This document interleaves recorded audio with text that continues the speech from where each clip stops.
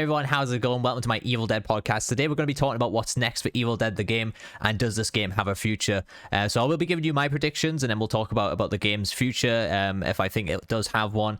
And mainly we'll be talking about your guys' requests, or what you guys think that's going to be next for the game, and from the comments that you left me on my community post. So it's a little bit different podcast. Like I said, we're just going to go through my predictions really quick, and then we'll talk about what you guys want as well, and have a nice little discussion about it. So for my prediction, I think it, because we haven't had an update in a while, it was obviously the Game of the Year edition. Obviously we got Ball, we got Brock. You know, it was a decent update, and the good thing about that was they got the marketing right for that update. It kind of took them about a year to finally get the marketing right for an update on the game, which I thought was fantastic. They did a great job with it, but then they went radio silent again. They give us a couple of dev interviews, which did the game absolutely no favors whatsoever, because if anything it put more negativity shown on the game, basically saying that they were, I wouldn't say giving up, but saying that they were just going to start doing quality of life improvements. I mean, this has been a while since we had those, and we've had zero quality of life improvements, you know, since them developer interviews. It's kind of bizarre. You know, if you're doing just quality of life improvements, we expect updates to happen a bit more frequently, even if the game has been handed off to a skeleton crew over at Saber US. But yeah, I really don't know what's going on with the game, but for me, for the next update, probably expecting the end of this month, maybe mid-July. I think it'll be a very small update. It'll be a big potential push for Chet. I can't really see Chet coming to the game that quick, for people asking so much for him. I would love to see Chet, honestly, but I don't think Chet, or even a small update, is gonna, you know, save this game unless they like drastically give us a roadmap or turn the game around, unfortunately. But for my main prediction, and I think it's the most sensible one, is that the game's going to be dropping on Xbox Game Pass. Obviously it's where dead games go to try and survive. You know, in Xbox, PlayStation Plus, for example, when the game went on free for PlayStation Plus users, they obviously get a lump sum of money to invest into the game going forward. So they got a lump sum from PlayStation to invest into the game. And if the game goes on Xbox Game Pass, undoubtedly we'll get some more players into the game, and that way we'll get a little bit more funding towards the game from Xbox, because Xbox will pay Saber a lump sum of money for putting it on that platform. And with that, like I said, I think we can probably just look at getting a small update when the game drops on Xbox Game Pass, and that'll probably just be quality of life stuff. And like I said, Chet would be a push there. If we're lucky, we might get like a skin pack, like a value stop skin pack or something, where we have a skin for Ash, Kelly, and Pablo. To be honest, I think a few other characters could do with some skins now. You know, Ash, Kelly, and Pablo's been getting new outfits in like the last couple of updates, so while it would be nice to see new outfits for those characters in the game, I definitely think characters like Scotty, support Ash, you know, Amanda could do with another outfit. You know, there's definitely a few other characters that deserve some more outfits in this game, other than just the Ghost Beaters. But to be honest, this kind of draws me back to when I say this game probably should have just been called Ash vs. Evil Dead. We probably could have done without having the game so focused around the movie characters as well, because, you know, then you get this pool of license holders for Evil Dead 1, Evil Dead 2, Army of Darkness, Ash vs. Evil Dead. You know, there's like 4 different IP holders there, and it's just totally crazy how they're going to have to negotiate adding content in the game that way. If the game was just basically focused on the stars license, which is Ash vs. Evil Dead, I feel like we would have had a lot more content put in the game. Stuff would have been made a lot easier. They would have had the go ahead to add a lot more stuff as well. So of course you wouldn't have good characters in the game, like cool characters like Henry the Red. You wouldn't have Lord Arthur, Evil Dead 2 Hash, you know, the iconic Evil Dead characters from the movies. Everyone was a huge fan of the TV show, but for me personally, I think the TV show was the best part of Ash vs. Evil Dead, or Evil Dead in general. I think the TV show really stood above everything else. You know, the movies were good, don't get me wrong. Evil Dead 2 is my favorite horror movie of all time. Army of Darkness, you know, that's a good movie as well, and the first movie is pretty decent too. So yeah, it would have been nice to just have the game kind of based on the TV show, because I just feel like from a content standpoint for the game, it would have just been so much easier to add stuff, and I just think that's probably the way they should have gone. But sadly they didn't do that, and, you know, we're stuck with 4 IP holders that don't enjoy being together in the same game. You know, like I said in my last podcast, I showed you guys all the snippets, all the receipts that I got from the dev, basically going over shit, saying, you know, it took him a long time to negotiate this, negotiate that, negotiate some little small combat changes to be added to the game, which again, it's just really bizarre that they had to negotiate just to obviously increase the speed of the combat. And apparently, even when the game came out, when the combat was a lot slower, the IP holders weren't happy with the speed of the combat then, saying it was too fast. So it's just for them to make it even faster in the Castle Kandar update. It was obviously a big push for the devs there as well. It sounds like they haven't obviously been working with the IP holders hand in hand, and maybe right now, because of all this silence, all we've had is a couple of tweets asking us for our feedback about Brock Williams for some bizarre reason, even though the character's been out for a month and already has received a nerf.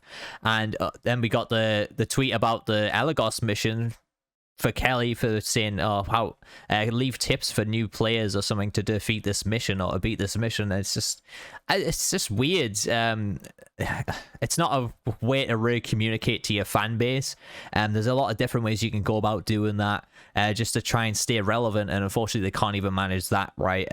Whoever's in charge of the marketing over there, or in charge of being like the Twitter community guy, excuse me, being the Twitter community guy, they're probably, I mean, I don't know if they've got their hands tied for what they can share, if they have to get stuff approved before they tweet out by the IP holders. Like, imagine if that was the case, that would be just pure hell. But, you know, according to Saber in the last interview, the IP holders are very easy to work with, and you know, there shouldn't be a problem adding content at all from their standpoint. I don't know what's going on with the game. But yeah, for my prediction, like I said, Xbox Game Pass with a small update and potentially chat or a skin pack. I think that's what we'll drop with that. Okay, so now we're going to talk about if this game has a future. And obviously there's been a lot of stuff going around this week about the game getting shut down because of all the stuff that's been going on at Embracer Group. You know, they're having a restructure there. And for those of you who don't know, we'll start from the beginning. So Embracer Group are like this massive company. They basically own Saber, and Saber owns like 20 studios as well under them. They own, I think, 126 game studios in total, maybe more. They hold the rights for Lord of the Rings, Dark Horse Comics. They're a huge company, and that's who is behind this game, really. Obviously, Saber developed the game, but Embracer Group definitely put funding into Saber as well. But they had a $2 billion deal basically fall through. That didn't happen for them, so the company's actually going to be going through a restructure. I think the head at Saber and the head at Embracer Group or something are coming together to restructure the entire company stuff. I really don't know what's going on. So there's just going to be restructuring. People are going to get laid off, unfortunately. Obviously, I never want to see people lose their jobs or anything like that, but you know, it seems very incompetent, and you know, it kind of stems from the top. You know, the entire company just seems rotten to its core. And forgive me for talking about football here, but for those of you who don't know, I'm a Sunderland fan, and this happened to my team, to be honest. So my club basically was just rotten to the core from top to bottom, and you just seen a lot of bad decision making, you know, basically paying over ridiculous amount of wages for players who weren't performing very well and stuff like that. And it's sort of the same scenario that's happening here, where I feel like Embracer Group is just rotten to the core. You know, they're paying too much money for this and that, and people aren't doing their jobs correctly. Like Saber, for example. Saber could be making a boatload of cash on games like Evil Dead the Game, World War Z and stuff. They're a very rudimentary studio, and it seems like they rather spend what money they earn creating new IPs, which I think is a bit bizarre, because obviously it's going to cost way more money to invent a new IP and to fund a new IP, like games that's coming out like Toxic Commandos, Space Marine 2 and stuff. Obviously they're going to have to put a lot more funding into making those games in order for them to get their profit back when the game launches as well. Hopefully, you know, they could do that. If they don't, potentially, you know, Saber could go bust if they don't have successful releases there. And honestly, after the way they've ran Evil Dead the Game, I feel like I speak for the majority of the community here, where we're not going to be able, like, we don't want to buy any more Saber products unless they turn this game around and start listening to us. I might sound a bit spiteful or a bit entitled, but honestly, I don't want to give my money even if it's a game I want to play, like Knights of the Old Republic, or, you know, because they're doing a Knights of the Republic remake, they're making a Quiet Place game. I don't know if that's going to get cancelled or not due to this restructure. I don't see Evil Dead getting cancelled or taken down or anything like that because of this Embracer Group restructure. If anything, it could potentially help it, because Embracer Group said that they're going to be doing things a lot differently. They're going to be more thorough in quality control, basically. So they will be looking at games like Evil Dead, for example, and seeing like, why is this not making as much money as it should be? Like, why we're paying so much money for the servers to be up, but, you know, we're not getting any funding in return. Like, how can we fix that? And that's obviously going to be putting, you know, you want to say microtransactions in the game, but, you know, a marketplace in the game, basically. If they get fan funding, you know, get content from the player base. So yeah, I don't see Embracer Group turning down this game. I think it's mainly for games that's potentially dropping from Saber, or not any Saber game in general. You know, like I said, they've got 126 game studios. It could be any game starting to get axed. It could be a really small indie game. I really doubt it's going to be Evil Dead. As small as the player base is, I don't think that's really going to factor in this game getting shut down. If anything, the only reason this game will ever get shut down is due to Saber's incompetence. It'll have nothing to do with Embracer Group wanting to save money or anything like that. It'll literally be down to Saber Interactive and no one else as to why this game gets shut down. And sadly, I don't want that to happen. However, there is a silver lining what I want to talk about. So obviously they cancelled the last 2 missions in the game. We were supposed to get 10 missions. I think I might have talked about this in my last podcast. I can't remember. I talk about these things all the time on my streams and in my podcast, but, you know, they cancelled the last 2 missions, and the silver lining there for me is that they're going to be focusing on actually adding stuff to the game that matters. I don't think missions matter in this game at all. To be honest, I could have released with the first 5 missions like I did, and I would have been fine with that. You know, you unlock the characters for that, and just release the Nobi tapes, like do like through Easter eggs while you played the ASIM mode. Like, you found some Nobi tapes around the map, or you had to do certain objectives to unlock the Nobi tapes just to discover a little bit more of the lore about the game. I feel like that would have been a better method than adding missions to the game. And yes, this is, to be honest, I don't want to blame Saber for this. I mainly blame the people that bitched and moaned before the game come out about adding single player, and I really think it sort of held the game back. Don't get me wrong, I think the missions are a lot of fun, but, you know, it's something where you kind of play once or twice and you never play them again. Obviously, they were really difficult, and they were worthwhile doing to unlock characters. Like I said, it was really fun picking the game up for the first time and having to unlock the characters like Leader Ash, for example, Lord Arthur, Pablo. Like, you had to unlock these characters through playing the missions, and like I said, I felt like it just held the game back. It requires some time and effort to make these missions. Granted, they were very simple, and obviously they were using parts of the map. They were just blocking stuff up, but, you know, they still have to code things for that. It's still, you know, potentially taken a couple of weeks just to make one mission in the game, which that time could have been better spent obviously focusing on the ASIM game mode, improving that, or even working towards adding more skins to the game or something.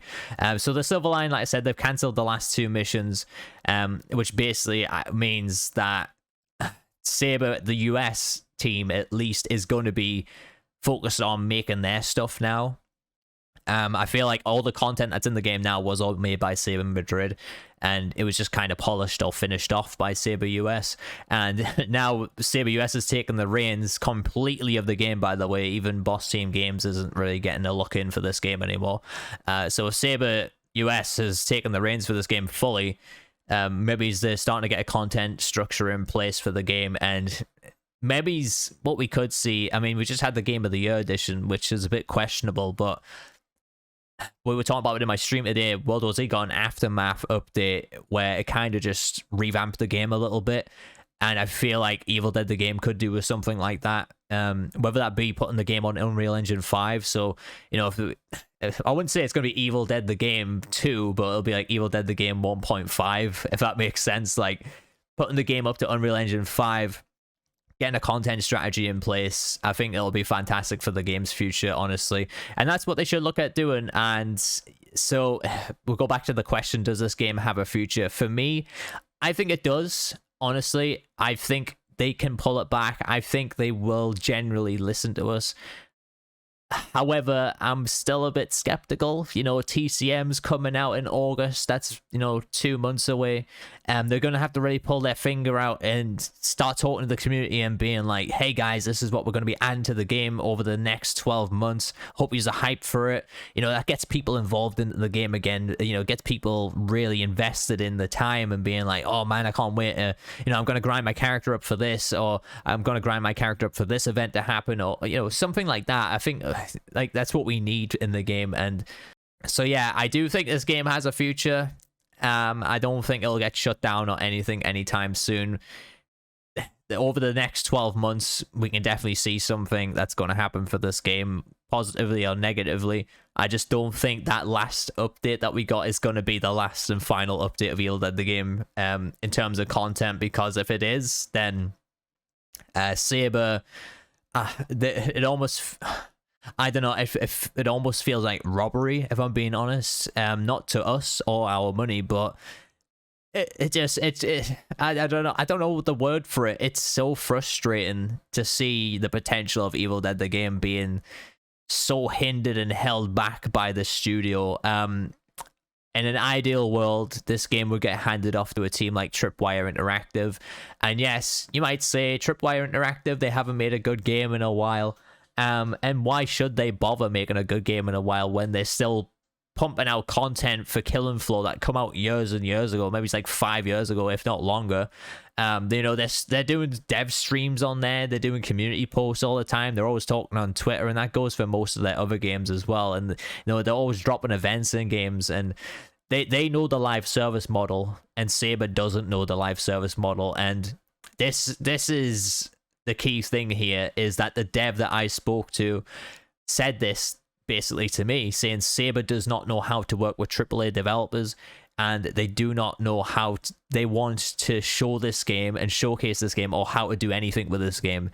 Honestly, everything I heard from the dev was just complete incompetence. And yes, maybe one day I will do a video going through the entire message that I received from the dev, and basically, you know, pulling stuff out of there. And you guys can obviously see like all the cut content that was discussed with me and him, and all the stuff that goes on with the IP holders behind the scenes and things like that. So yeah, like I said, I think the game does have a future. However, they've got about 2 months to decide how that future is going to pan out for them. And so now we're going to move on and talk about your guys' predictions and what you guys want to see in the game as well. Okay, so I've moved up to the top right corner. I know this podcast is a little bit different. Like I said, I'm going to be mainly reading what you guys want to see in the future of the game. So I'm going to be reading all the comments here. You know, we got a lot of comments on this post.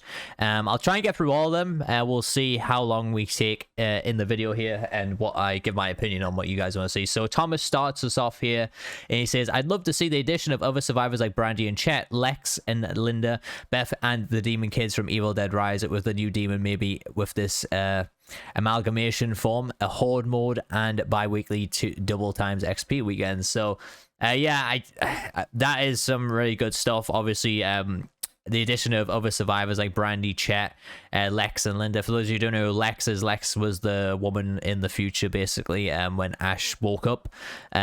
Sorry, Ash had a vision of the future at the end of Ash vs. Evil Dead. Beth and the Demon Kids from Evil Dead Rise. I can't really comment on that. I still haven't seen Evil Dead Rise. Yes, I know I'm a bad Evil Dead fan.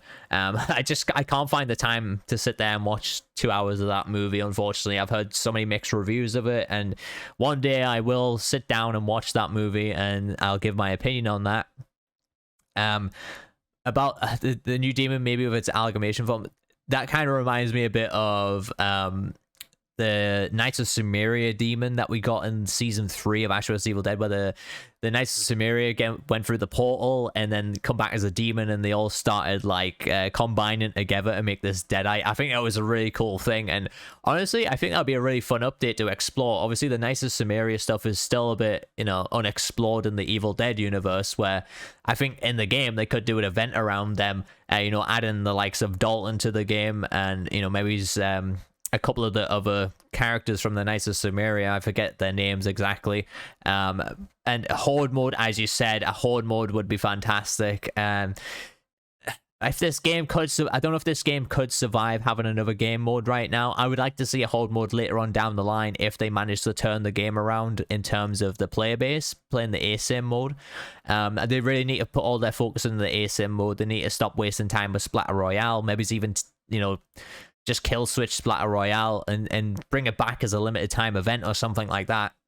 We really need to start focusing on the asym mode, balancing, bringing in content for the characters. You know, I think they try to stretch themselves way too thin with this game, you know, doing the missions, doing the exploration mode, doing survivor versus AI, you know, solo versus AI, doing the tutorials, you know, you Splatter Royale there. Yes, it's nice to have a variety in the game, but, you know, look at games of Dead by Daylight. It's only got one game mode, and that's why it's so successful, because it's got one game mode. Like, that's it. You got one way to play the... Well, you got two ways to play the game, technically, playing Demon or Survivor, but... or Killer or Survivor or whatever, but, you know, when you've just... Your core focus is to create and innovate your, you know, just one game mode, then you're going to thrive in that game mode. Do one thing well, and don't do loads of things mediocre, is what I'd like to say. So that's what they need to do. So yeah, later on down the line, a horde mode would be fantastic. You know, having the asym mode and then having the horde mode kind of cohesively work with that. Where if we play the horde mode, you know, we get some skins for the characters, or we unlock extra, we get like a big chunk of spirit points to go towards our prestige. Even having a horde mode with their own classes maybe could be cool as well. But there just needs to be a way for it to cohesively work with the asym mode, for people who play the asym mode to then go onto the horde mode, because what we don't want is what we have right now in the game, where we have these island of players, where, you know, there's a little island of players that play the asym mode, there's a small island of players that play the missions, there's a small island of players that go into private matches and like Survivor versus AI and stuff like that. You'd be surprised, actually, and this is from, again, the dev that I spoke to. He told me that a lot of people play this game but don't play online, and I found that quite bizarre. Obviously, people do want to just not have to deal with randoms and things, and I think that's why I think a horde mode could work as well. You could even try and do the horde mode with bots at some point. I just think that would kind of work a bit better than having all these different game modes like pieced around in the game. Like, if this game come to Xbox Game Pass, right, and, you know, I was a new player, okay, and going, oh, look, Evil Dead the game, this is on Game Pass, I'm going to check this out, so I'm going to click on that. So I go into the game, you know, I look at my collection, I was like, oh, these are all my characters, cool. This is all my demon characters. Oh, what the hell is this? Splatter Royale. And then I look at Splatter Royale, and then I'm even more confused. Like, well, I've got to level up all these guys as well. No, I don't want to do that. So back out, and then I go to play, and then the main mode is Splatter Royale. And I'm like, well, okay, I guess I'll go check out the Splatter Royale. And then you're sitting there for about 40 minutes waiting for a game on that. It's to me, that is just a really bizarre method in trying to keep a player base, and specifically new players, you know, retention, like having new player retention in your game. That is, you need to really push your main game mode, which is the asym mode. Everybody's playing that still, so push that to everyone who's new to the game. So if they add the game to Xbox Game Pass, kill switch Splatter Royale, pretty please. Like, you need to do that. Just don't have that there. Splatter Royale hasn't made you any money. Splatter Royale is probably almost completely dead. I'd be surprised if anybody's playing that. But yeah, they just need to avoid that. And for bi-weekly double time XP weekends, I would love that as well. Especially for new players who have come to the game from Steam and stuff. There's still a few people, you know, coming to my stream, and it's really nice to see this. You know, after a year the game's been out, people are coming in saying, oh, I just bought this game, it's really fun. It's like, oh, like, cool. You know, a new player. It's something we don't see every day. But yeah, like I said, having like double time XP, bi-weekly double XP events, sorry, it would be nice to see them in the game a lot frequently, because that way we can get the new players up to the level of the current player base as well. But yeah, thanks for the comment, Thomas. I appreciate it. I know I give a lot of thought into that, and it wasn't a long comment, but we won't be doing that for every comment. Let's hope. And anyways, I love to just go on a rant about my opinion and stuff. Okay, so Shady says, I think there's a few plausible options if we keep getting updates, which of course we hope they all do. Either Evil Dead Rise, like I'm sure no movie wants to be the only one not in the Evil Dead game. Outside of that aren't massive characters left, really, apart from Brandy and Demon Ruby. They could also do the Abomination from 2013, but after that, I don't know. Okay, well, I appreciate your comment, and I'm not going to be rude, but I'm about to hit you with some knowledge real quick. So, I haven't seen Evil Dead Rise yet. Yes, for me personally, it would have made sense to put Evil Dead Rise stuff into the game because the hype around the movie. Obviously, the movie did really well in the box office and stuff. A lot of people viewed it. I'm not sure how well it did on streaming, but I imagine a lot of people rewatched it as well. Yeah, as you say, it would be a bit weird having Evil Dead the game and they're leaving out all the like one Evil Dead movie right there. So maybe they are working on some Evil Dead Rise content.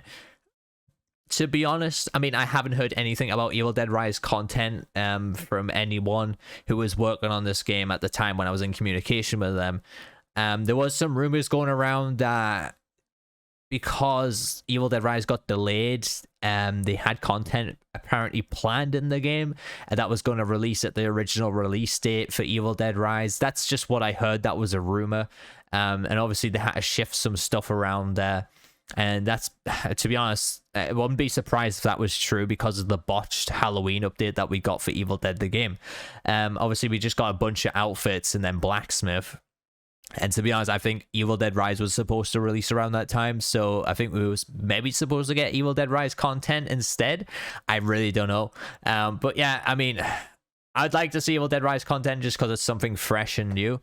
But again, I haven't seen the movie, so I can't comment on the characters yet. As you said, there aren't really any massive characters left, really, apart from Brandy and Demon Ruby. You're forgetting Chet, Shady. But yeah, Demon Ruby, in terms of Demon, and I'll go back to what I suggested in another video, I can't remember if it was my last podcast or something. I said they need to do like subclass demons. So obviously we have like, what is it, 5 classes in this game now? Warlord, Puppeteer, Necromancer, Plague Bringer, and then the Schemer. So yeah, we have 5 classes in the game now, and they're all just having like, they all include just one demon. So why are we not getting multiple warlords? Why are we not getting multiple puppeteers, for example? Like I said, but the thing is, you know, there's loads of characters in the show like Coogie, Mr. Roper. You know, you could have Evil Sheila from Army of Darkness as well. She could be another necromancer type of character. These like little subclass demons where they shed some of similar abilities that are already in the game on that class, but obviously the boss unit plays a bit more unique. You know, they can change. They have like a little variety of them. They're not a completely overhauled new demon. So again, that's something that they could look at doing, and that way they could add demons a lot more frequently to the game. So the game from the source material is definitely not lacking any type of inspiration or content to be added, because if they were smart about it and, you know, did what I've just mentioned there, added some subclasses, you know, see Mr. Roper as another warlord or Coogie as another warlord, having different outfits for them. Like I said, the basics, the elites could play very similar, but the boss unit offers something a bit different, and the active ability is a little bit different, but, you know, the skill tree stays relatively the same. I think they could do something like that, and I think it would be a lot easier to add a demon to the game that way. Obviously, the thing they've done with Demon is they made multiple character models for each AI as well, and obviously the boss unit, so a lot of work goes into the 3D modeling there and the texture and making everything looks okay. So well, we've already had 3 demon outfits added to the game over this 13 months the game's been out. It's just not good enough. It really isn't. Oh, don't get me wrong, the demons look fantastic and stuff in the skins, but I mean, it's totally bizarre why we've only gotten like 3 demon outfits since the game's been out, and God knows how many survivor outfits. And I just say they could add the Abomination from 2013. Yeah, I mean, I'm surprised the Abomination actually didn't drop in the 2013 DLC. It would have been nice to see that. We actually got Plaguebringer drop with Abomination, which again was a bit bizarre. The first like 6 months of this game being out, it was just all Army of Darkness, and it was terrible, to be honest. Apart from the Castle Kandar update, like everything after that was very mid. Like it was just a lot of Army of Darkness skins and stuff, and yeah, nah, I wasn't a fan of it. But I appreciate your comment, and anyways, hopefully I wasn't too rude or anything like that. I just wanted to hit you with some knowledge of things they could do potentially seeing there's a lot of characters still left to be shown and told in this game. And, you know, even doing some original characters would be very interesting to explore their backstory and something that they've been doing to fight evil on their side of the world or something like that would be great. But yeah, I appreciate the comment. Mr. Critical said probably an Evil Dead Rise DLC. If anything, that's probably their next course of action, although having to negotiate with Warner Bros. Would probably be the death of them. Yeah, so they're obviously already working with like 4 IP holders, and then Warner Bros. Is going to be coming in with that as well. Would it technically be 5 IP holders then? Because I think Sony owned the rights to 2013 remake or reboot or whatever you want to call it. I'm sure they own the rights to that, or at least they published that movie. But yeah, having to negotiate with Warner Bros. On top of that, it would be, yeah, like you said, the death of them. And maybe, like I said, they had content made and then Warner Bros. Put a halt to that and said, no, they're not putting it in your game. Who knows? But yeah, I think that's the 3rd person in a row that's asked for Evil Dead Rise content. I see we're on a bit of a trend here. Okay, so the next comment is from Carlos. I don't know why they don't add the ability to have 4 players on exploration mode and a kill count. That would be an easy way to have something similar to a horde mode if they add more deadites. Yeah, I mean, exploration mode could be potentially a horde mode if they, you know, increase the difficulty of it or something. I mean, when you say exploration mode, a lot of people just think, oh, I can just go and explore the map for free, or, you know, just not have to worry about deadites or anything like that. It would be an interesting one. I can't see it ever really being put into the game. Like I said, I think their primary focus should be just adding a horde mode, or right now at least getting rid of Splatter Royale and somewhat all these other stuff, and start promoting your main game mode a lot more. And, you know, even given like some community challenges or something, just force people to play your main game mode, get them loving it again, and that's what they need to do. But I appreciate the comment as well. Chris says, when's the podcast coming? It's coming right now. Also, Saber can seriously boost the player base of Evil Dead the game if they wanted to, but it begs the question if they are dedicated enough to take the necessary steps. Sorry, I feel like I'm covering this up with my webcam. I've got to remember I'm in the top right here. To take the necessary steps to do so. If not, they should pass the game off to a more dedicated developers. For example, Dead by Daylight was in a horrible position when it first released and was riddled with bugs and issues, but behavior didn't give up on the game. Now they are massive, but their game isn't as unique or as fun as Evil Dead, in my opinion. Since Evil Dead the game is pretty much just a live service game, first and foremost we need a battle pass or an S-Smart pass. Saber should plan out a whole season lasting like a couple of months of stuff to add and negotiate with license holders to do so. The original cosmetics, or hell, even emotes or weapon skins for survivors and demons definitely have a free track and charge for the premium track of the pass like other games do. This would definitely give more players a reason to come back and spend money. While that is happening, they need to then negotiate with the license holders on what bigger content they can add to the game, like map modes, survivors, demons, etc. While definitely charging more for the survivors and demons, lastly, they need to communicate with their community. There's an audience that is dedicated to Evil Dead the game, and I know we would love to know what the devs are planning next. I mean, you've just hit the nail on the head right there, man. Like, it's what I've been saying over this, you know, the last 13 months. Everything that's in this paragraph right here, put very nicely, I have to say. So starting with the battle pass thing, yes, we definitely need a battle pass. And as you said, you know, the Evil Dead the game is pretty much a live service game. This is the problem here. So I think Saber went into this game thinking it's sort of going to be like a one and done type of thing. I'm not sure why you would go into doing a multiplayer online only mode, or a multiplayer online only game, sorry, and only like just having, you know, 12 months worth of content planned and that's it. I really don't know what's gone on there. I don't know why they haven't like spent that we should make this a live service game and we can really make it a cash cow. Just look what Dead by Daylight did. You know, as you said, Dead by Daylight was in a horrible position when it first released, and that was saved massively due to the Halloween license. So the game didn't have a massive player base at all. It was sort of like what Evil Dead is right now, I'd say. And the Halloween license dropped, people started streaming it on Twitch and stuff, and the game just blew up from there.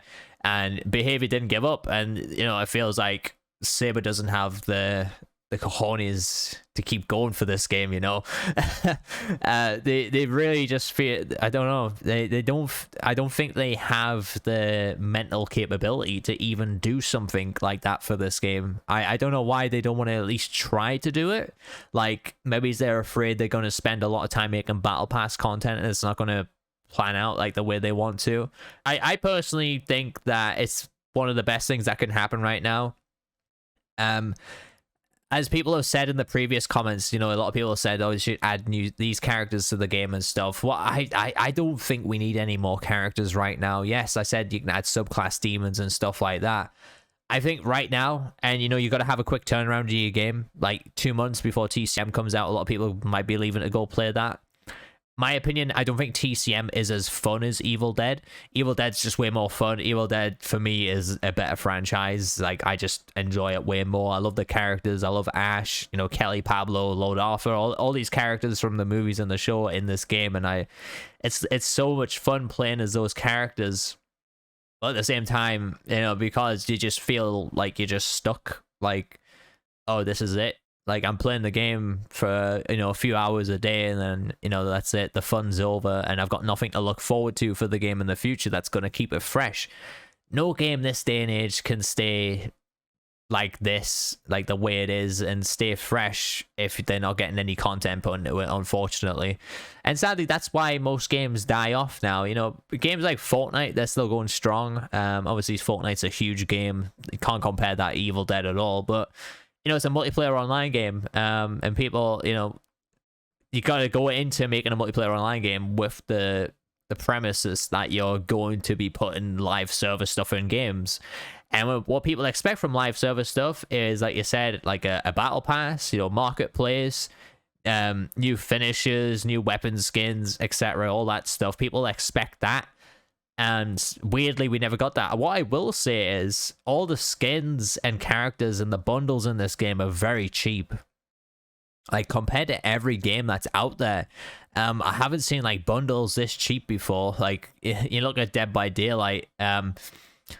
I mean, to be fair, Dead by Daylight, you only really get like the survivor and then the killer for like £8, which is roughly the same price as the bundles for this. However, with the bundles for this, you also get like multiple skins as well, which Dead by Daylight charges way more for. So yeah, I always thought it was a bit weird why they had their prices so low. And I definitely think if they could have charged us way more for these bundles, and I think it would have been worth it. Like £15 maybe for the last bundle with Brock, Ball, and like 3 outfits. I would have easily paid £15 for that. It felt more like an expansion more than like just a little DLC, because they added obviously a new demon, a new character as well, and a bunch of outfits.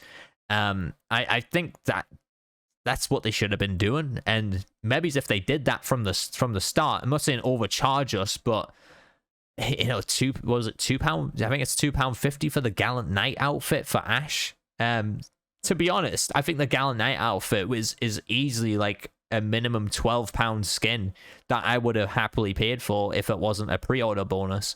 I would have paid £12 for that if I didn't own it. Like, that skin is fucking awesome. It's so well designed, and that goes for a lot of skins in this game. Pablo's Fish and Chips, I wouldn't have paid any money for that. At least that was in the bundle. But yeah, I think it's weird how they have monetized the game, and I think that has also been a part of it being hindered in terms of having investment going forward to fund new updates and stuff. And I think they, again, dropped the ball on that one.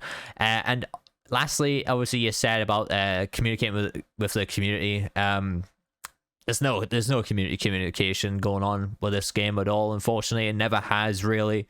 If we were lucky, you know, we got Cal actually coming out from under his rock and going into streams on Twitch randomly, and talking about stuff there. He'd come into the Discord a couple of times, but you know, this was a community manager, and all he did was really just stay silent and then be a bit toxic to a lot of people as well. I don't know, there was a time on this game where there was me over on YouTube, and then there was just like a bunch of people on Twitch, and it was like there was a few people over there, and including in the Evil Dead Discord. And this wasn't just Cal, by the way, or a few content creators. This was like some saber moderators and stuff, people who were moderating the Discord. They felt like there was like a little click going on there. It was a bit weird. They're all kind of, I would, well, to put it gently, they were all kind of just sucking each other off, and I don't know what was going on. Like, I even had a few of my Discord members get banned from the Evil Dead Discord for absolutely no reason. So yeah, I thought that was really weird. But yeah, like I said, your comment hit everything. Like, hit the nail on the head completely. It's everything they should be looking at doing, and hopefully you know, enough people go on the feedback website and starts leaving feedback about this. You know, we want to see a live service game, battle pass, you know, even the free track on a battle pass would be really nice for people who don't want to pay any money. And that could just be simple things like you know, charms, for example, you know, earning spirit points for free, like through the free track, grinding the battle pass that way. I think that would be really cool. But yeah, I appreciate your comment, and to be honest, I think I would love to see all that be added to the game. So the next comment is from Alex Gomez Silva. They said, I expect Rise Deadites, the demon spawns Elk Groove, and some post-apocalyptic map or demons, also Chet, Brandy, and Beth. So Chet, Brandy, and Beth seem to be the hot topic for adding new characters to the game. I can get on board with it, definitely Chet. I'd love to see Chet come to the game. I think he would be the next survivor to be added above anyone else, if I'm being honest. Brandy is definitely heavily requested too, and has been, and yeah, Chet and Brandy together would be an awesome update, but it's a big push at this point. Again, seeing new survivors or new characters to the game sadly will just fall into the same boat we're in right now, unless they get a content strategy in place. A post-apocalyptic map would be fucking huge for the game. Exploring Ash vs Evil Dead Season 4 that we never got to see. Exploring that within the game would be one of the biggest updates. Like, before I started covering this game, I just dreamed one day I could load this game up, right? And that there's a new background there. Ash is just standing in a wasteland in front of the Delta wearing his finale outfit. Like, that, it would be so badass, you know, seeing the sand blown in the background and stuff. It would be totally awesome. That is the dream update for me. That is something I would have just loved to have seen in the game. I hope it comes. I'm gonna be optimistic about it because I really want to see it still. I doubt it though. I doubt it will happen. Saber don't like to make me happy, I'm afraid, or make any of their playbase happy at this point. But yeah, Alex, I appreciate your comment, and thanks for leaving your opinion. Right, from the next comment, it is from the Bomb BC, oh, sorry, the Bomb C Smith. Sorry, I read your name wrong. If they're serious about keeping the game alive, there needs to be some sort of battle pass component, maybe weekly, monthly challenges, each finished challenge given XP bonus, yeah, and then smaller rewards for completing them, Screamer or something. We saw with the double XP event with double XP event, that small incentive brings in a lot of people back. I mean, yeah, it sucks. I didn't get a long time to actually play the double XP event because I was busy with life stuff that weekend, and obviously we had the TCM tech test as well. So unfortunately, I didn't get to play a lot of that. But I heard a lot of people in the community really enjoyed the double XP event, and it, you know, it definitely was a positive thing and something that we probably should have been getting a long time ago. It was nice that they finally added it though. I do agree with that. You know, having the challenges as well, like we say it all the time, dailies, weeklies, monthly challenges, all this goes towards the prestige system and unlocking new cosmetics for the characters. Personally, you know, what they could have done for me is, you know, with the charms in the game, you know, Ashy Slashy could have been a charm, little Laurie doll could have been a charm, Linda's head could have been a charm, like all these different little trinkets and stuff could have been like hanging off the back of the survivors like they are for Ash on the Asylum outfit, like with Ashy Slashy. They could have been doing that and having them talk shit to you while you were playing the game. I think that would have been really funny on the Survivor side of things. And it definitely could have been a little monetization method for them to earn a little bit of money in the game too. Yeah, once you've got all that in place, but like you said, they need to start working on new maps. Chet Brandy, Demon Ruby, Evil Dead Rise. other miscellaneous characters: Kugi, Demon, Sheila, Knights of Samira, Stranger Things. Oh, the crossovers. Okay, Stranger Things, Freddy plus Jason, Scooby-Doo, Scooby-Doo, whatever. There should also be balance tweaks since the game is being supported by a US team now. Hopefully getting new eyes on the game will bring some fresh ideas of balance and gameplay for both Demon and Survivor. I mean, yeah, everything apart from Scooby-Doo. Yeah, definitely. So the Stranger Things DLC, I'll probably do a separate video on that because I think it's somewhat something that should be shown a bit more light on, because I think potentially Stranger Things was supposed to happen for this game, and I worked quite hard to try and make that happen. Not only me, but the dev I was working with trying to make it happen as well. But we'll talk about that in another video. But yeah, seeing like Freddy and Jason, multiple different crossovers in this game would be fantastic. We've obviously already talked about Chet Brandy, Demon Ruby, Evil Dead Rise. The weird thing is we haven't seen Demon Ruby, and she got leaked at launch, and I'm not sure why she hasn't been added in yet, which is quite bizarre. A new map, definitely. I'd love to see a new map, or at least add some new areas on the current maps that we can explore. If you can't be bothered to make a new map, at least add like the S-Mart or something we can explore on the new maps. Have these new areas that the survivors can go and view and the demon can go and view, and all that stuff would be great. As you say about balance tweaks, about the game being supported by the US team now. Yes, I mean, I don't know where to start with this. So the US team, yes, they are a bigger studio. However, they are doing a lot of games. Like, they're focused on World War Z, SnowRunner. What was that other one that's like a construction game? There's that game, like Turnout or whatever the hell it is. Obviously Evil Dead. Now they're working on like a Knights of the Republic remake. They're working on porting some game to the Switch for another company. There's like a lot of stuff that they're going to be spread too thin on, and it's like this game's just got in maintenance mode now. Like, potentially, if it's been moved to the US team, it could have been a good thing, but how many people are working on this game from the US team? It could, like I've said, I feel like it's a skeleton crew at this point. I don't want it to be, but I feel like there's just going to be like 2 desk clumps, and there's just going to be a sign up saying Evil Dead the game, and there's just going to be like 2 desk clumps of people on each side of the desk working on the game, and that's it. Like, people who are maybe doing some balance tweaks and that, like, I feel like that's all we have on this game now, and it would suck if it is the case, but yeah, it just feels like it's on life support just in the corner of Saber US office now. As you say about it bringing some fresh ideas and balance in the gameplay, we don't know. That's the problem. Like, we don't know who is being the creative person on this game, who is the lead developer, who is the Tony from Multiverses for this game, or the Todd Howard for this game, even though people don't like Todd Howard, but who is that lead guy? Who is the person that makes the decisions? Who's the person that is there to make the key balance change decisions? There is no one, and we've had nobody ever come out and say that it's them. That is the thing that we're missing, and it doesn't help for the community either. When we've had dev Q&As in the past, it's been from people who like, oh yeah, I do the writing on the game. It's from Baldy Tim Willits, who hasn't worked on the game at all or done anything. He is just there to be a creative hunt.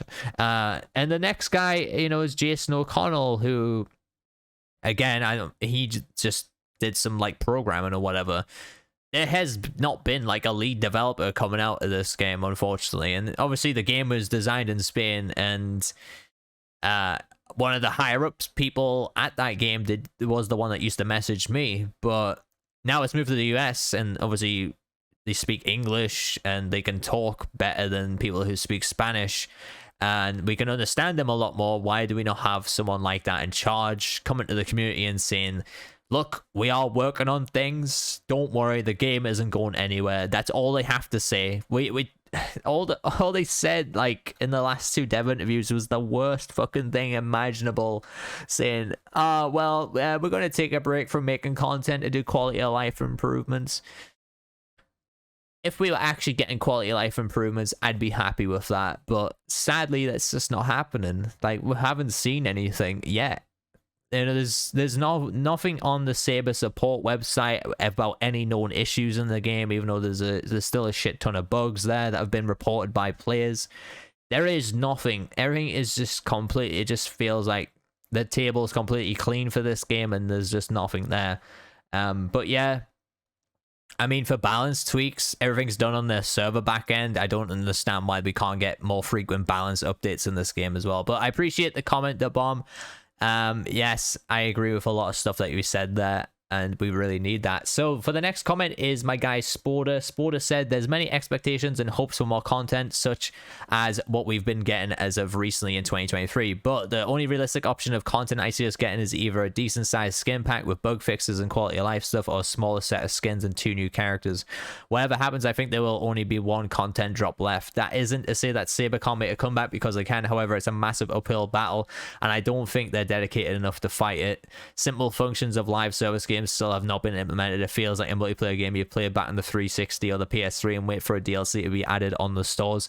It's just been such a clusterfuck with the way they've handled the game. He is hoping they make a stand and actually provide communication and guidance towards the future of the game, but all red flags of lately. I just cannot see Saber making a comeback. Yeah, I mean, again, it's everything we've discussed so far. And what you said about, you know, the game feels like a multiplayer game you play on the Xbox 360 or PS3. I've said that, you know, since we got the season pass, honestly, like, oh, what, we're getting 4 DLCs and that's it. Doing a season pass method on a game that's like a multiplayer online only game was very bizarre. Like I said, it was like playing Gears of War back on the 360, like getting the season pass stuff there.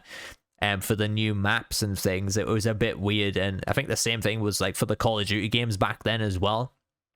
But yeah, just waiting for stuff to be added to the store like that. You know, a lot of games now, they'll start with a roadmap even before the game comes out, and it's always fantastic to have a roadmap. You know, Payday 3 has got a roadmap pretty much. Well, at least they shared some post-launch content plans with us. So yeah, I mean, unfortunately, we never got that with Evil Dead. Even a lot of people were very confused, and probably to this day are still confused what the hell they got in that season pass for Evil Dead the game. It's an outdated method, I will say that, for a live service game, and like you said, see us either getting a decent sized skin pack with bug fixes and quality of life stuff for like a next update.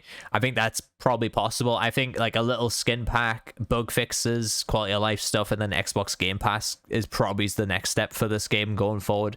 But yeah, I appreciate your comments, Sporter. We definitely agree on all that right there. And as far as you say about provide communication and guidance towards the future of the game, we just need someone to step up. Unfortunately, they don't have anyone. There's no, like, I don't want to say it because people take this the wrong way, but there's no face of the game, and there's nobody like making these informative videos or people actually coming out and answering questions from the player base, unfortunately. And they're doing everything wrong, and they've done everything wrong since the game got announced, if I'm being honest.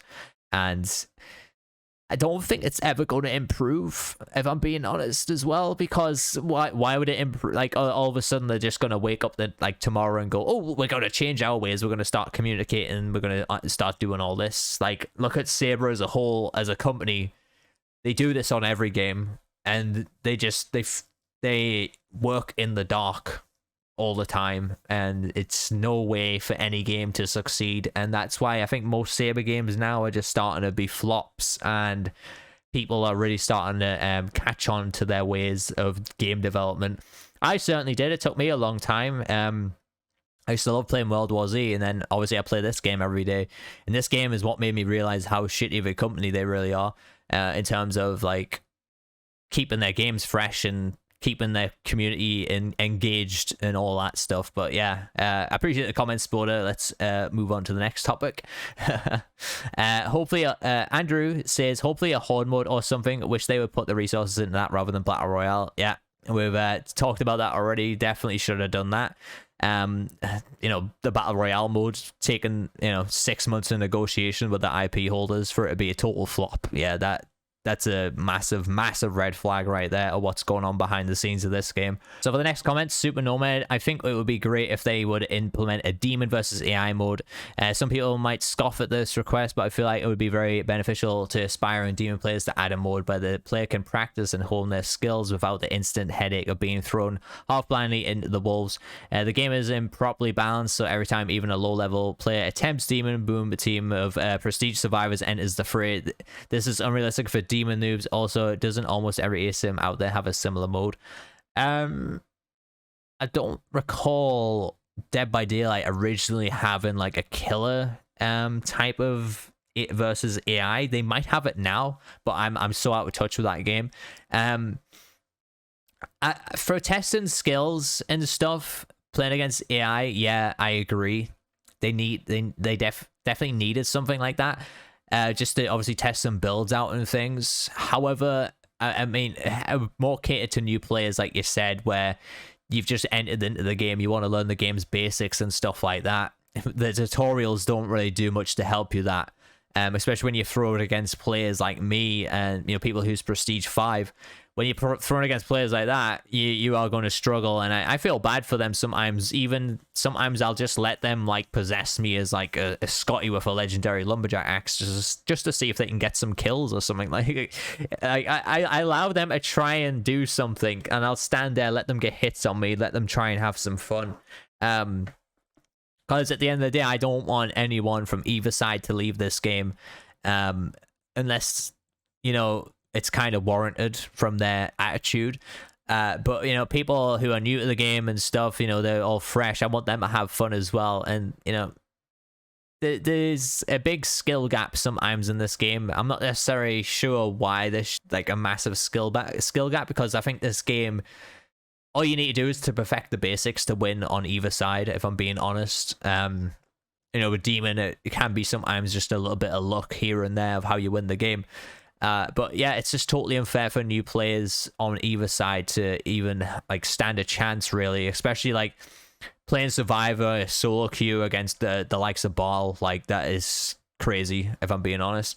And obviously Demon players not having the opportunity to really test their might, I guess you could say, and see how Demon plays, how to spawn portals, how the upgrade system works, etc. So they definitely need to potentially look at doing his Demon versus AI mode, or at least having a more expansive Demon tutorial section for us to learn stuff way better on the Demon side of things. Because the stuff on Demon I still don't understand. I mean, yeah, I can still win games on Demon, but I just mindlessly set down traps and spawn a shitload of stuff, and it seems to work out well for me. But obviously a lot of people can't learn really the basis of the game, where it's all about trying to overwhelm survivors in the right time and stuff. And yeah, people need to learn to do that. Obviously the thing is, if you're doing Demon versus AI, it would be really dumb if the survivors was like not in like an insane difficulty mode, because otherwise you could just do a power possess basic and then just down the entire AI, because the AI like doesn't dodge or anything. But yeah, I mean, I see what you're saying. To test stuff out for new players, definitely they should do that. Appreciate your comments, Super Nomad. Tyler says more Ash vs Evil Dead, since they have already worked with that license. We will probably get an update news from Saber in the coming weeks. I hope so too. I was expecting a tweet today or tomorrow. We might get a tweet with it being Friday. I think it was last week. Maybe it's last Friday was when we got the last tweet. So they seem to like to do things every week right now, at least put a little tweet out. So hopefully we do hear something. Unfortunately, I'm not sure what that's going to be. It could be something very positive for the game, or it could be something, completely negative, or something that is totally irrelevant and pointless to even tweet out. But you said more Ash versus Evil Dead. Like I said at the start of the podcast, this game probably should have just been Ash versus Evil Dead. It would have been a lot easier to add content. You're only working with like one license holder, less voices to get into the game and stuff from the older characters as well. I mean, the game as it is beautiful, don't get me wrong. Having all these actors together and stuff in the game, it's definitely a masterpiece, and that's why we all were so frustrated, because it's got the foundations there as like a masterpiece of basically just being a Hall of Fame of Evil Dead, but they've never expanded upon it or even scratch the surface of this game's potential, unfortunately. But I appreciate your comment, Tyler. I would definitely love to see more Ash versus Evil Dead stuff. Okay, so the next comment is from Ray. They say Evil Dead is still the best ASIM and the only one where survivors can fight back.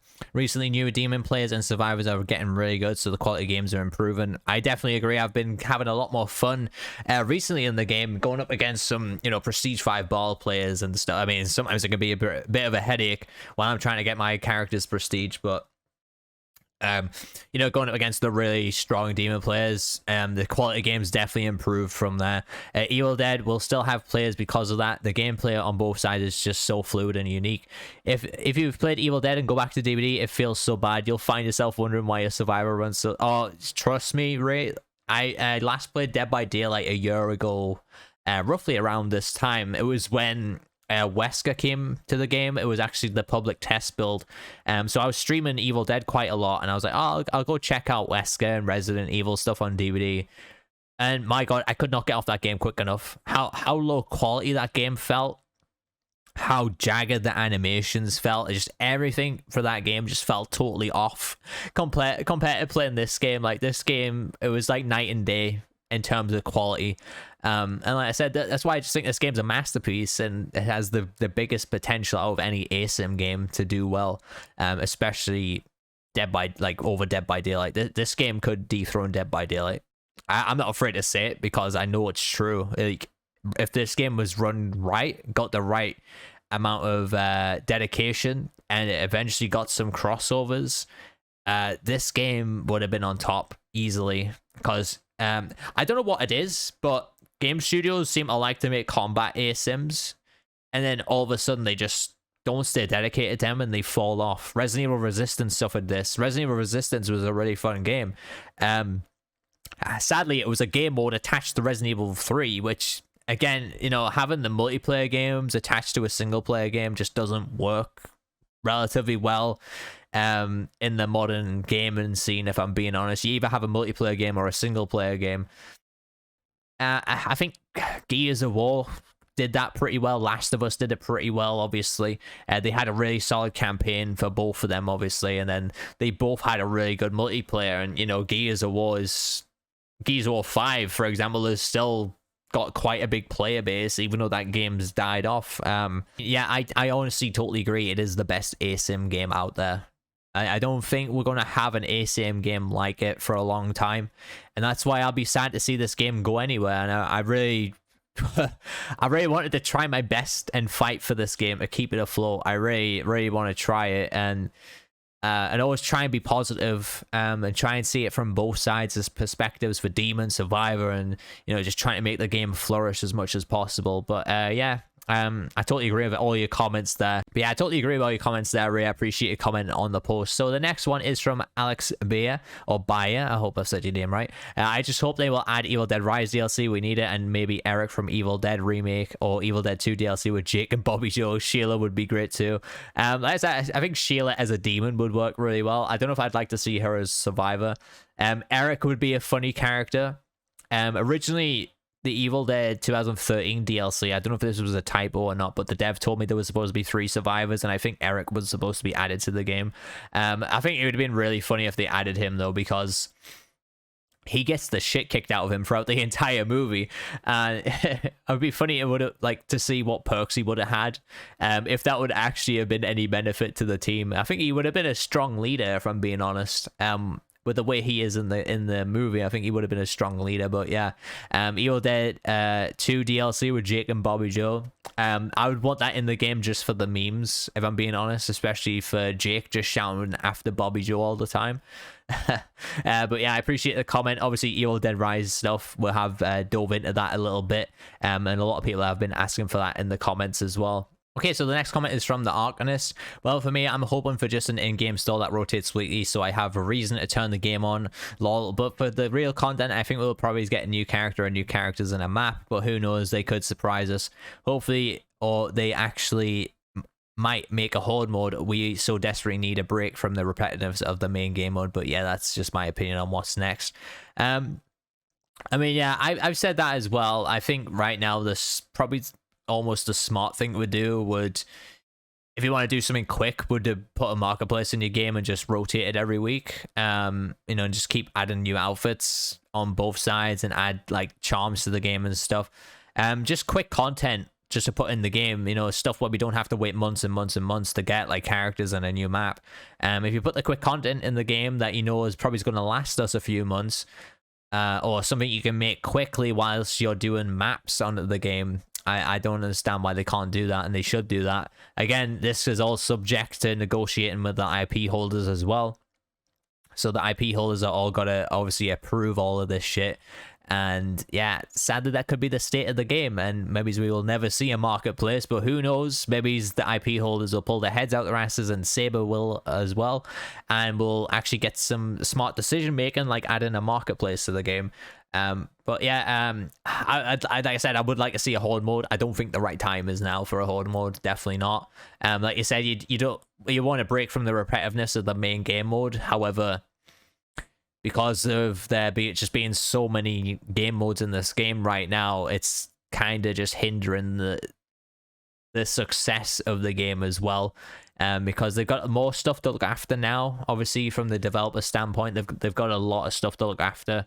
And if they had a horde mode on top of that, like I said, if they add a horde mode, they need to remove some game modes out of the game, like Splatter Royale, for example. They need to just get rid of that and focus on asym mode being the priority and horde mode on the side. That's all this game should have been. But yeah, I appreciate your comment, Arcanist. I definitely agree with a lot that you've said there. Ken Wilson says, I really just want to know if there's a point to sinking time into this game. I love it, but I only have a couple of hours a day free. Prestige and takes so long, and it looks like that's how you actually generally have a chance against better people. If the game is on life support, I would sure like to know before I cross into the triple digit hours. Yeah, I mean, for me, I feel like it's on life support right now. Maybe they will start getting more and more workforce into the game from Saber US, to start maybe pushing content. It depends if it's in demand, if the content is in demand, which it definitely is, and Saber understand that it's in demand, then I don't see why we can't add more stuff to the game. As far as see, this is the problem, Ken, and this is why I've said the prestige system needs to be removed from the game the way it is. I don't agree with a prestige system giving buffs to characters. If anything, it should have just been cosmetic related, and that's it. And you've only got a couple of hours a day, and this is what I called out from the prestige system day one. New people come into the game, and I did my prestige system review, and I was like, yeah, this is just going to totally fuck the balance up for the game, and it did. And a lot of people were hating me for it, saying, oh no, the prestige system is fine, the challenges are meant to be worth it and stuff. It's like, yeah, but you're not getting the bigger picture here. Like, why am I someone who's got over 1,000 hours on the game, if not, maybe, yeah, probably like 1,500 or something. Why is someone like me going up against someone who has like 2 hours in the game, and I've got way more skill points than them, way more experience? Like, they're just going to get absolutely dominated. And people who only have a couple of hours of the day, you can maybe gain a millimeter on your prestige challenges. I should know, right? In a couple of hours, you can probably play 4 games maximum. And just for an example, one of the prestige challenges is to complete 81 matches. So quick math there. What's that, like 20 hours, if not more? Now it's roughly around 20. So you need about 20 hours minimum just to complete one challenge there, which it's not good enough, and it's just been looked over way too much by Saber.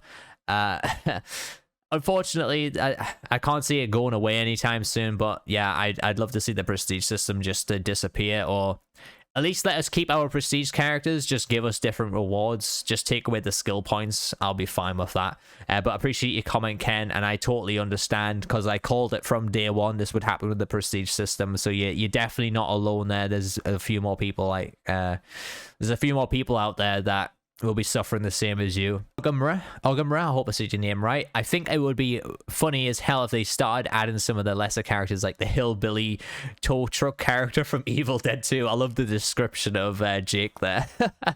The hillbilly tow truck character. His ability could be him screaming for Bobby Joe. Why not? add it to the game. Like I said, I would be funny just to add those characters just for the memes at this point.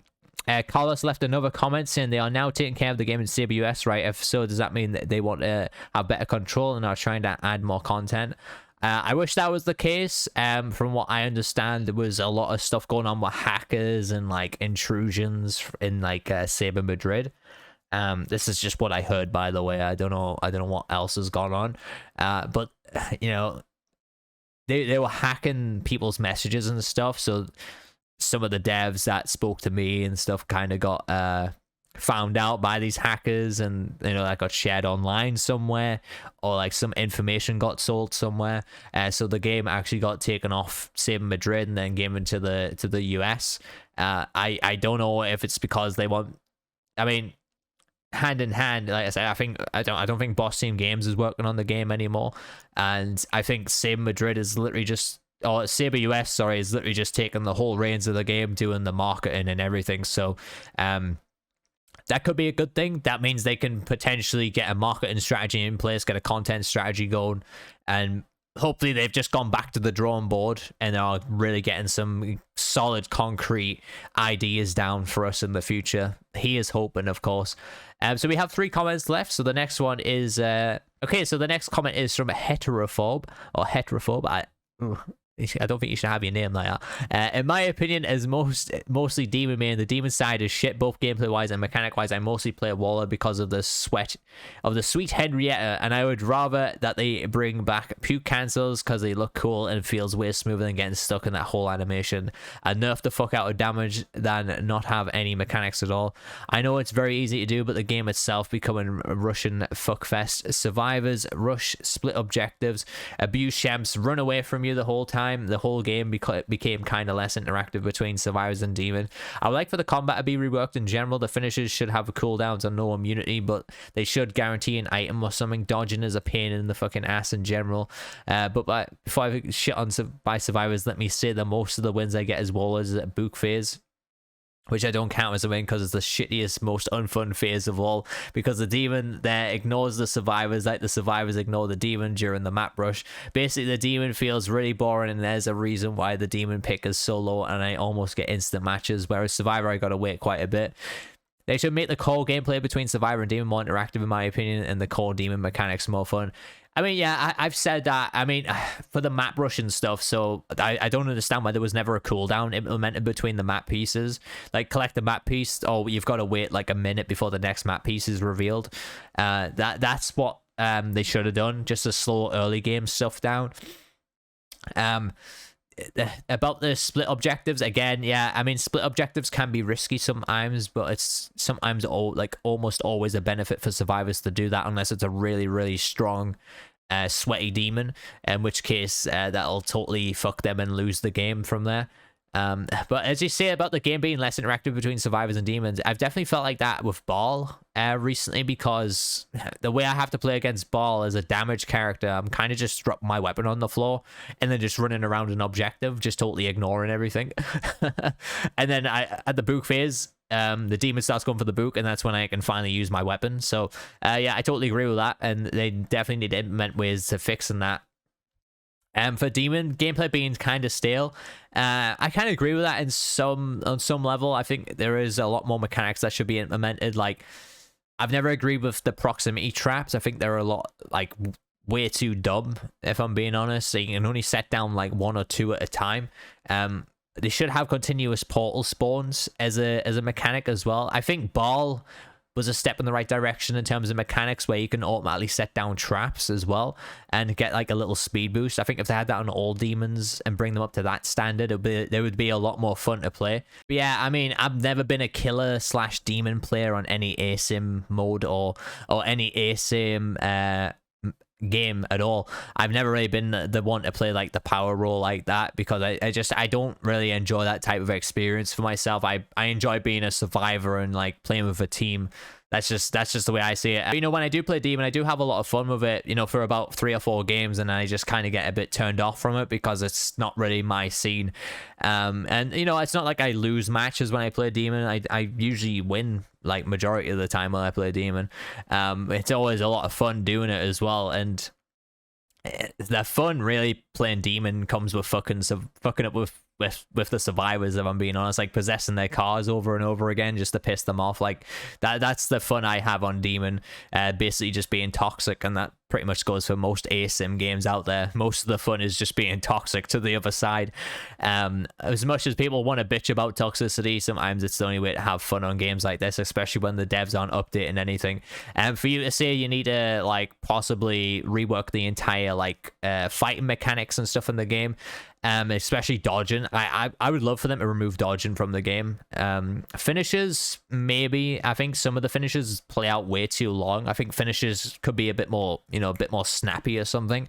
But you know, in terms of dodging is like broken on both sides. Like sometimes it's impossible to hit a survivor, and other times when I'm dodging on survivor, I just get smacked out of it because of lag or whatever, or I dodge into a trap and get smacked in anyway. I'd rather have like a block mechanic, or that intertwines with my stamina a little bit and all my attacks, or like, you know, having like a sort of courage bar, or you know, just for a quick concept, you have like a courage bar, and like a segment of that can be used for blocks, a segment of that can be used for finishes. And to refill this, you know, it takes like quite a while for it to refill back up or something, or you have to get a kill to refill it back up as well. Like you've got to kill some AI units. I don't know, there's just something like that I think would have been a bit more balanced in terms of some of the classes in the games, like hunters that have a ridiculous amount of stamina. But I appreciate your comment, and yes, whilst I don't play demon, I can understand your frustrations as well, just because I play a lot of survivor and I know the issues demons do suffer with. Die Video said Ash's daughter is a character. Brandy? Yes, hopefully. Last comment is from Vigilante Hex. I just wish we could shoot bullets through teammates. They can still say their quirky lines, but it needs to happen. It's frustrating to play Hunter when you just run out of ammo from hits not registering, or missing from lag, or teammates being in the way. And they should fix the lag too. The game has gotten worse these last past updates. Or if we can shoot through teammates, then let Hunters carry extra ammo than the usual 30 more or something. Also, let us be able to see our teammates' inventory somewhere above or below the health bar for how many shemps, amulets, and matchsticks they have, and what weapons rarity. Yeah. Basically for solo queue, being able to see what people have definitely would help. Obviously demons shouldn't see our inventories like that, only when they possess survivors like usual. Yeah, exactly. Like if they possess someone, they could see like, oh, that person hasn't got any colas, I can start going for that person. Something along those lines I think would be really cool. So yeah, those are the changes I want to see so far. And if buff warrior stamina, like add 1 or 2 extra ping fuck to their stamina, I'm okay with 1 extra if 2 seems a bit too much. Yeah, I think 1 extra would be more than enough to add to warrior. I think you might end up with 3 dodges then though. Warrior with 3 dodges can sometimes be problematic. So if you run 3 and 3 awful dodgy, you can pretty much almost get 3 dodges, and you can dodge more frequently with that. So I think if you added 2 extra, I think you'd be dodging way more as warrior, and also being a tank, that could be a real problem. But yeah, I think 1 extra, or even adding cardio at somewhere on the skill tree, or combining awful dodger with cardio just to have a overall stamina reduction for dodging and sprinting, I think would be much better, especially for warrior, because warrior is very painful to play at the moment. And for what you said about the lag, yeah, I've been experiencing a lot of lag in this game lately, and it's been really pissing me off, unfortunately. I don't want it to, like, I don't know why, like, we keep getting teleporting deadites. There's something weird when I get possessed and I get unpossessed, and my character isn't, like, doing the normal sideways shit. My character gets off-centered from their hitbox, and, like, every animation is, like, 2 feet away from where it should be. It's very bizarre. So, yeah, I mean, we haven't had server maintenance in a long time, but it would be nice to get some server maintenance.